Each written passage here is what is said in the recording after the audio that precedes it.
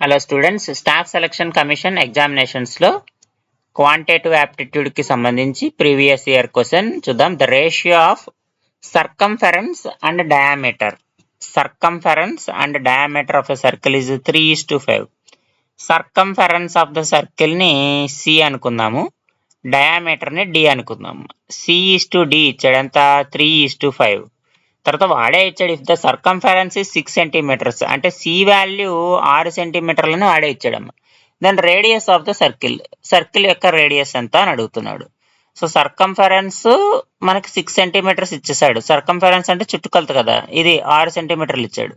Diameter మనకి రేషియోలో ఇచ్చాడు, మనల్ని ఏమడుగుతున్నాడు? రేడియస్ ఫైండ్ అవుట్ చేయమంటున్నాడు. సో C6 అవ్వాలి అంటే దీన్ని ఎంతతో మల్టిప్లై చేస్తే అవుతుంది?